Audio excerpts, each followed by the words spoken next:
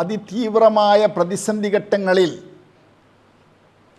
നമ്മെ ആകെ ആകുലപ്പെടുത്തുന്ന വിഷമഘട്ടങ്ങളിലൊക്കെ ദ്വാരക്കാൻ വേണ്ടി ദ്വാവ് മക്രൂബ് എന്ന പേരിൽ മഹാനായ മൂസാ നബി അലൈഹി സ്വലാത്തു വസ്സലാമിനെ ഫിർഔനിൻ്റേക്ക്,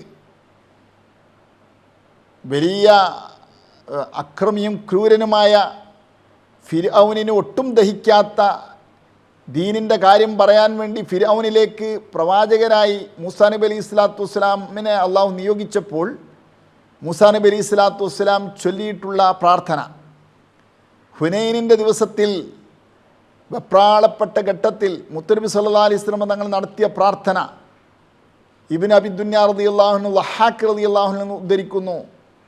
ബഹുമാനപ്പെട്ട യൂസുഫ് നബ്ഹാനി തങ്ങൾ അദ്ദേഹത്തിൻ്റെ മുഫരിഹുൽ ഖുലൂബ് എന്ന് പറയുന്ന ഗ്രന്ഥത്തിൽ അത് ഉദ്ധരിക്കുകയും ചെയ്യുന്നു.